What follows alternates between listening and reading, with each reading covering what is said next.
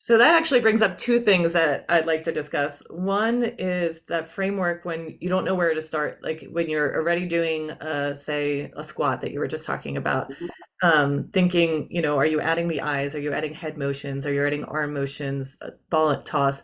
It reminds me, actually, my daughter just had a sleepover last night and they had a dance game and they actually had to spin, like if it was arm, leg, head, and then they had to find these two funny words together and whoever had the Yes. best dance, but you had to do the arms or do the head, like so you can make it Mhm. more fun, or make it more goal oriented with your client, you know. Yeah. So a lot of, for example, occupational therapists will find toys, especially for younger kids, Yep. find toys in the store or games and use them in the practice because there's a lot of aspects of coordination, of color matching, of whatever it is, Yeah. built into a lot of games. And so it can go both ways. You can take elements from those games and they'll be not too different. Might get ideas from them to weave into your exercises, Yeah. and then you can make your the other way. You can take your exercises and make them games between people because all of these exercises, the throwing and catching, the passing, that you can do by yourself, you can also do it with partners or as a group, right? So if you're saying how many creative ways can you pass the ball, well, one of the group exercises I'll do is say, okay, get into a group and each person come up with a different way to pass the ball from hand to hand, and then you teach it to everyone else in the group, and then together you have to make a sequence that goes and whatever the different ways you're doing Oh, I and love it. put it all together. And so it's got a memory component, it's got that team building, that social health component, and it's got all of the benefits that you had from the movement with the ball. And so you can take exercises and make it more of a game, especially for groups. So it's not yet. That's the thing. It's not that you have to get overly complicated and serious with it, even if there are serious benefits to the movement, but always be thinking about just that play aspect, whether it's by yourself or with a group. Yeah, I love that you added the group part because I think there is so many more wellness in group classes, and that's something that people reach out to me is like, I want some more creative ideas of what to do with my group, and but also not just throwing random exercises, having it for that population of what you're doing and how that's going to help them. Because I know my clients always tell me, Erica, like, we love that you actually will explain what this exercise is doing versus just throwing, so each exercise has a reason. So Mm-hmm. exactly what you said is this is going to number one help your memory because you have to memorize the sequence. Two, this is going to help your hand-eye coordination. You can talk about all the different parts of it and then give them that exercise so they have a little bit more saliency for that. So I think that's really important. And one thing that you can start to understand it is the type of structures in the exercises. So think about like with the group exercise. Are you having a group exercise where they're all sharing together, or are you teaching from the front of the room and everyone in the group is following you, or are they at different stations in small groups where they're doing the same exercise but side by side in parallel? So there, even like parallel play as a way for kids learning, Yeah. or you really collaborating in your play. You can apply those structures to thinking about how you're doing the exercise. So it's not just, like you said, it's not just random.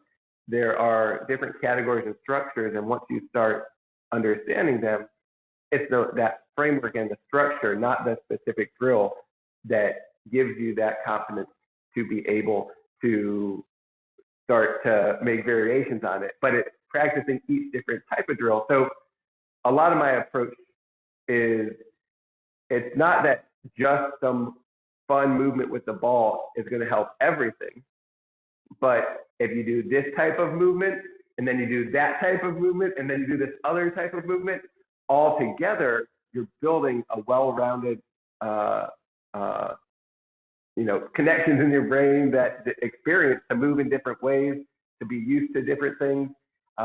So, for example, if you start adding in walking or stepping in place while you're doing the movement, then next time you're trying to grab onto the railing with your hand while you're also walking, right? You have it's not the exact same as what you did with the ball, but the more variety you create with the fun exercises, the more it fills in all the different real world situations you may be in. No, that would be a great example to talk to. I'm just thinking my rehab brain kind of goes there is, I actually have that conversation of what kind of equilibrium strategies do you use? So a lot of how I document or talk to my clients is, your first line of defense is either a startle response or a protective response. Then we need to work, if they just do this, or just reach out, they always are just reaching out to something and they don't have a hip strategy or stepping strategy. Mm-hmm. This is a great way to use the ball, maybe including hip work, or stepping strategies, stepping to different targets. There's ways to get that in there so that they're taking away that. So that would be a great example of how you can use, both. But no, I love it. I'm thinking of so many ideas as we chat.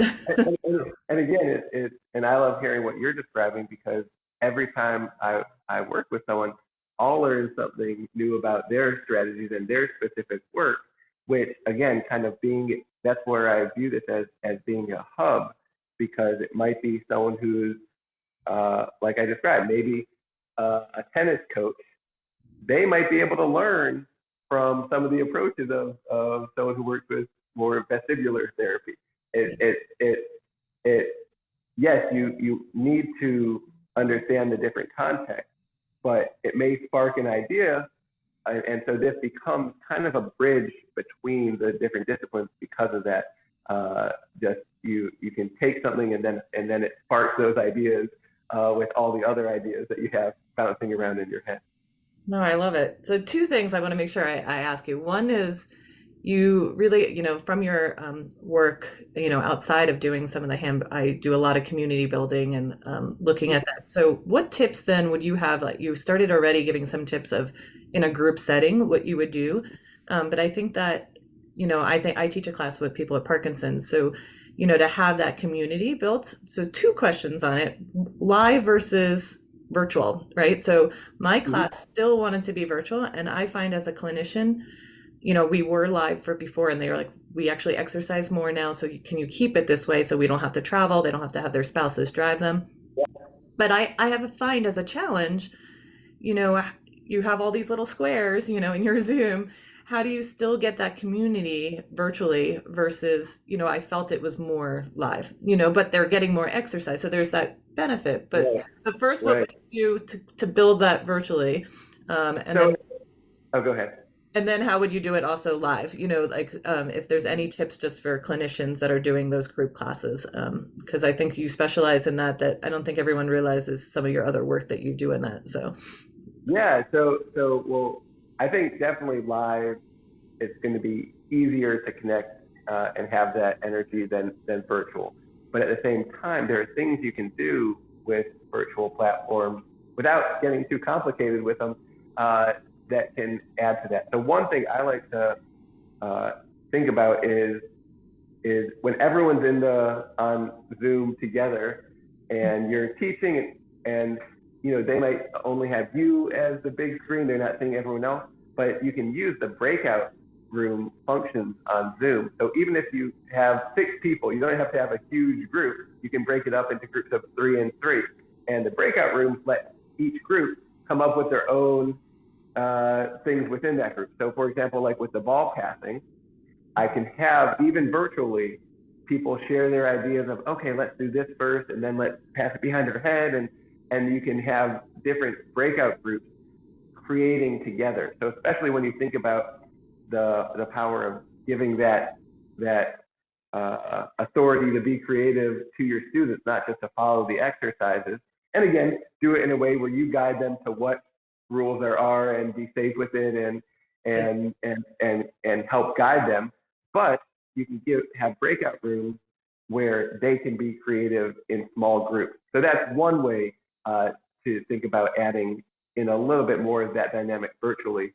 Yeah. And then in person, again, you can have those small groups. A lot of people will use some of my exercises, or especially the coordination chart work, and just even without leader there, you can have a chart on the wall with exercises written, and you give them the overview of what to do, but then each group can go through the stations and do different charts around the room on their own. So you can use that kind of small group setting in the stations concept. But then again, even if it's not an exercise setting, even if you're taking a break at a meeting, right? You can break up into small groups, do an exercise together, and then some of the exercises I have are a little bit more of the gamification. So it's more of a challenge, right? Of having a cup and a ball, and you have to get the correct color ball and the matching color cup. So you can add that gamification, or make it, for example, when you think about more of the playful competition, you can do a lot of these exercises as a relay race.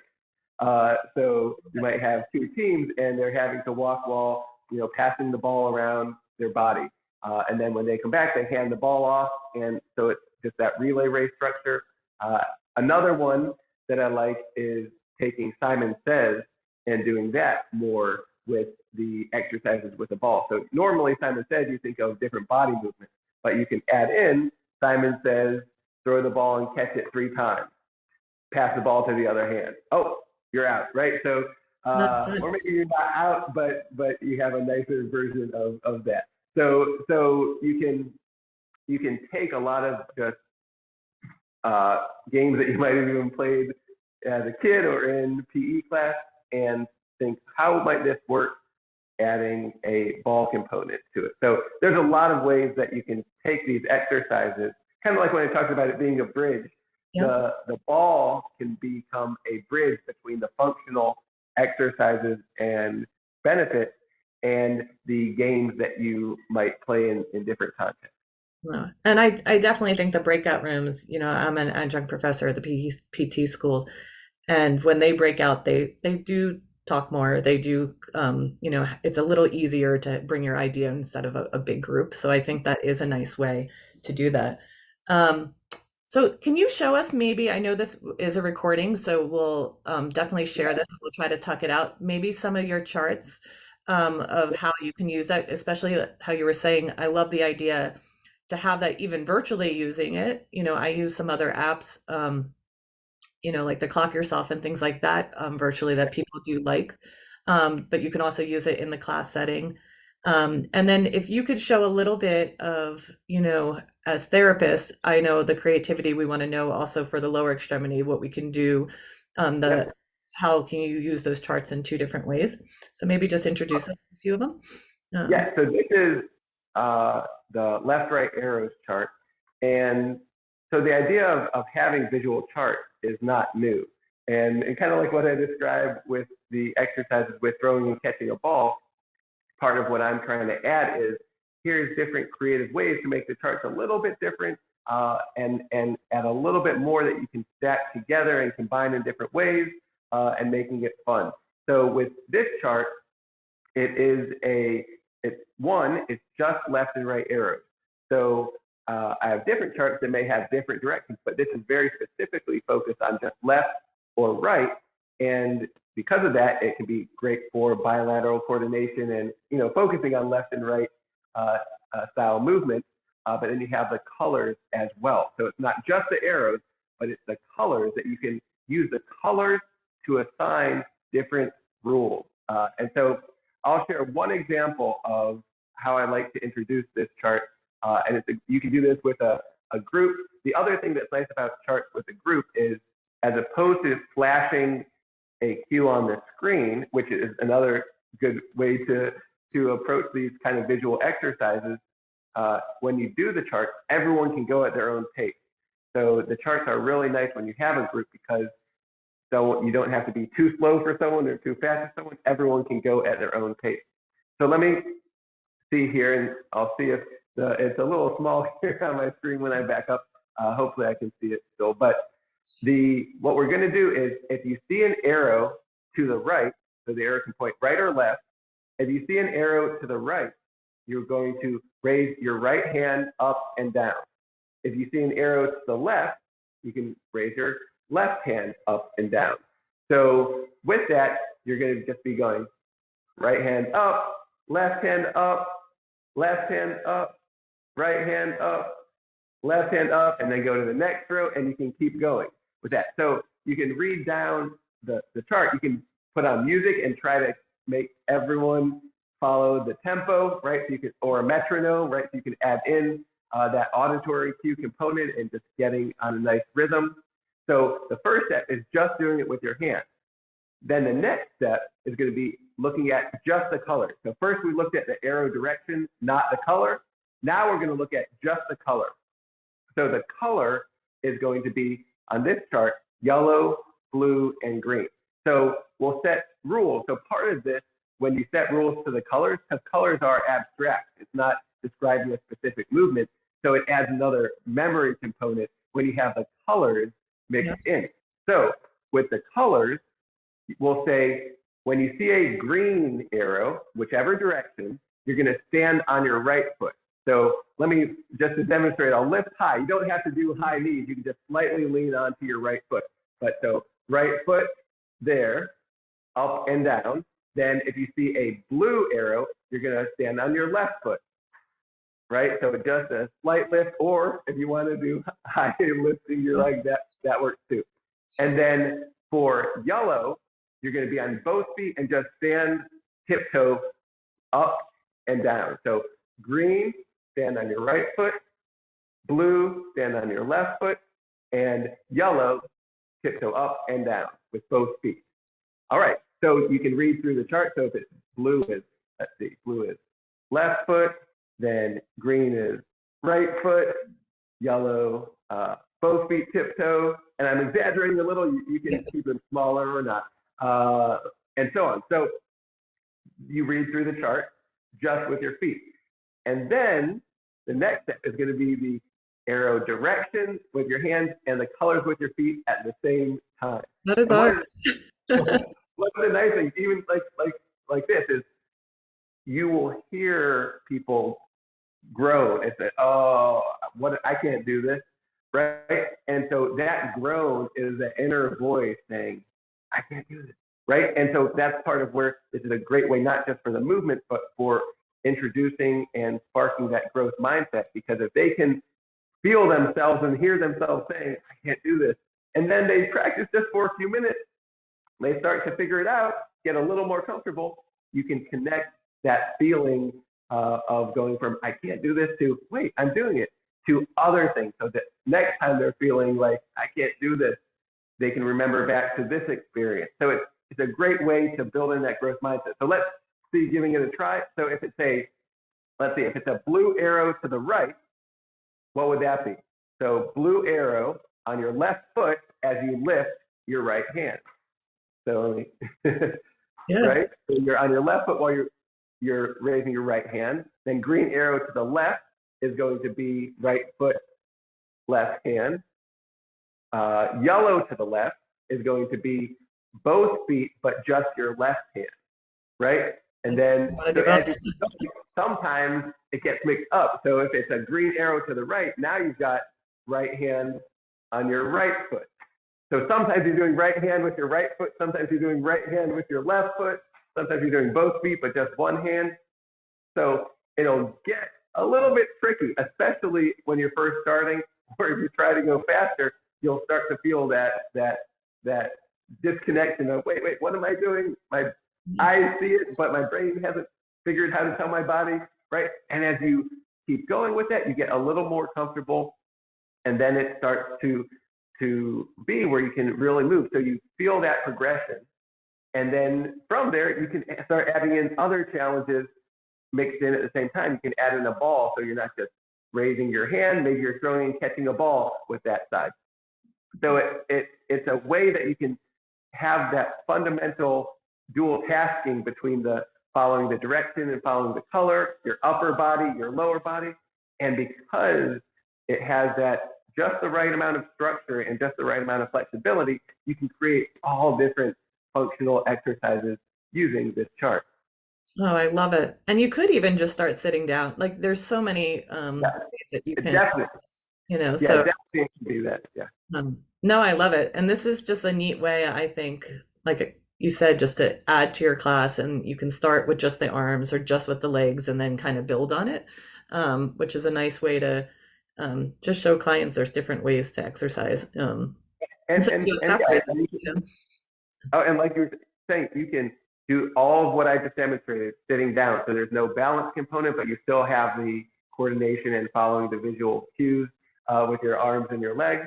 And you could make it more advanced athletes. You could say maybe you could be doing a box jump and jump up on one leg, or jump over a hurdle or to a spot on one leg, where it's a much more of an athletic agility movement. So you've got the basic concept, and what specific levels of the feet and arm movement can yeah. change for different abilities.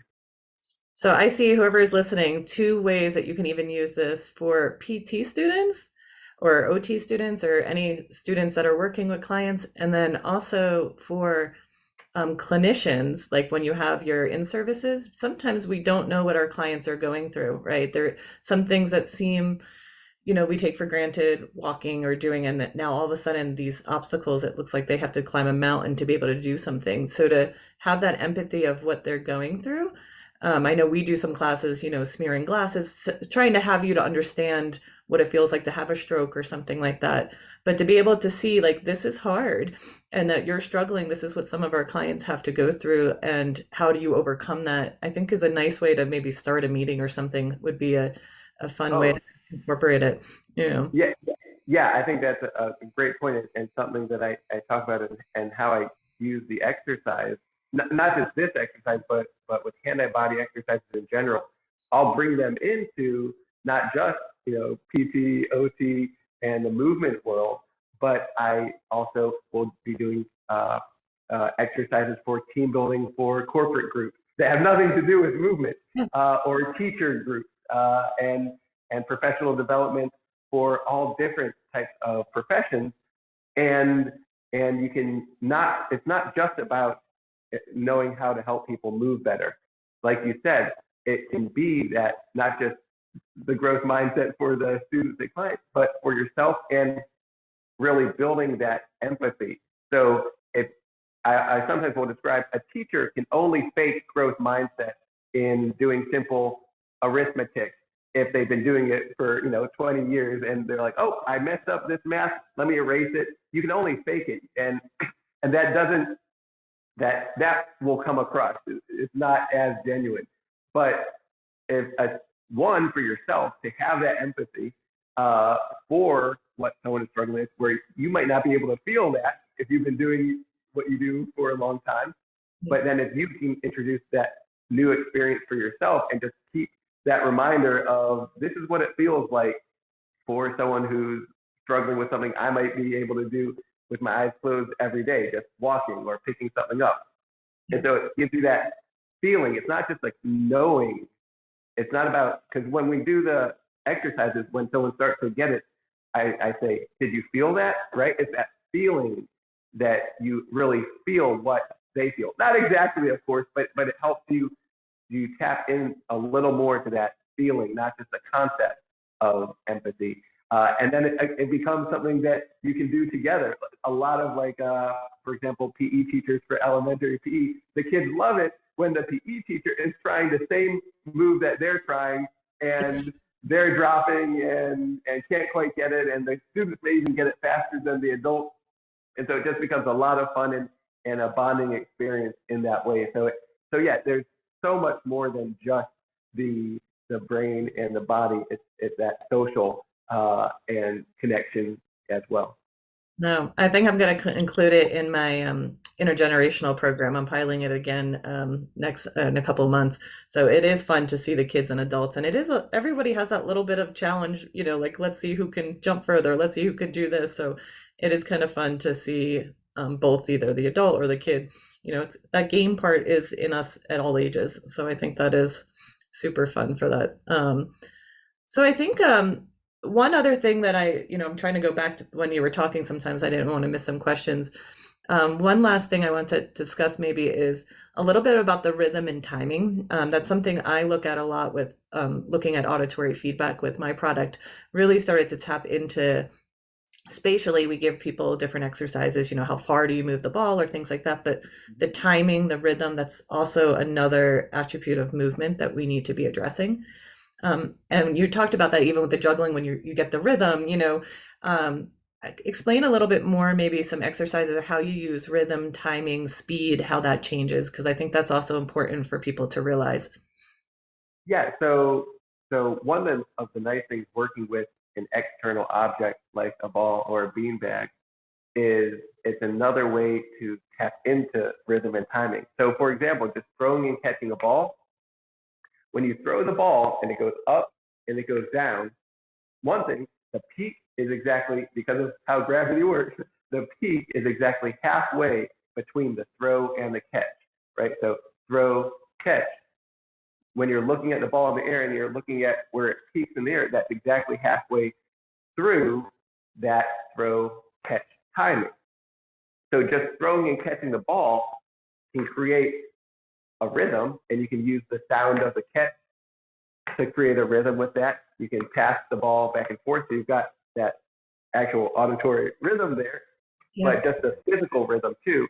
There's a lot of ways that you can use that external object to help you connect into the rhythm. And one of the things that I like is when I describe that the peak is exactly halfway between the throw and the catch, well, you can throw, clap, catch, right? So if you try to time your clap to right when the ball's at the top, throw, clap, catch, then you can create a rhythm that is mixing in different sounds, right? Body percussion, and you can even mix in, for example, instead of just clapping, tap your opposite leg. So tap, pass the ball across, I like it. and you've got a new rhythm that you can create with your full body. So all of the movements that you have of any movement, for the most part, you can try to do on tempo. But one of the nice things when you have an external object is you can create different syncopations and different changes of the rhythm, even just changing how high you throw the ball. So a low throw has a faster tempo than a high throw. So the distance maps to timing in the air when you've got the ball throwing and catching. And so, for example, if you're trying to, let's say you try to throw and catch the ball just on beat to whatever music you're listening to. It's not just, can you follow the beat? So if you're clapping, can you follow the beat? But with the throw and catch, you have to control how high you're throwing the ball in order to stay on beat. So it adds a new dimension and challenge to keeping something at a consistent tempo. But then you also can use that to adjust. So if you're listening to the metronome or music and you're trying to stay on beat, well, if you throw too high, but you're still keeping that sense of rhythm, you might reach up to catch it sooner to make sure you stay on beat, right? So there's a lot that you can experience rhythm in a new way. And some of the exercises that I use with visual cues, it's almost like another way to tap into rhythm and music. So you don't have to feel like, oh, I'm going to dance and do whatever dance that if you think you can't dance and you're not comfortable dancing. Well, you can tap based on visual cues. Maybe you tap 2 times or 1 time, and you can use those visual cues to really connect to music in a way that you otherwise wouldn't, and in a very portable way, right? You can have it on your phone and you're tapping to the beat. And so there's just a lot, especially when you have an object or your visual cues to create that fun and variety specifically around rhythm and timing.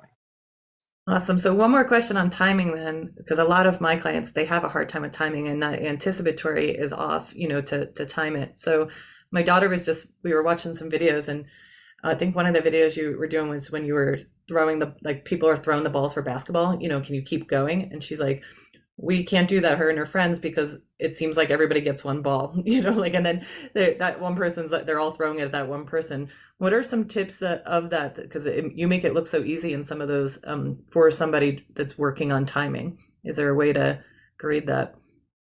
I think, and I could probably think more about it, but really, in a lot of ways, it's just it's practice, and as you practice, be purposeful. So communicate. Hey, okay, it looks like you threw that a little earlier than I did, and talk about it, right? Especially if it's a group, uh, and so it's that communication, and practicing the active listening, communication.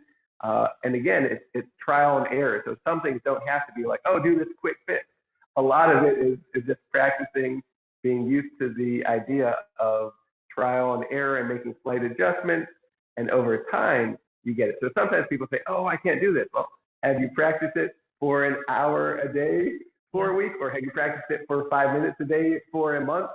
Oh, I guess I haven't. So I'll give an example often where I say, I can't sing. And I've always known I can't sing.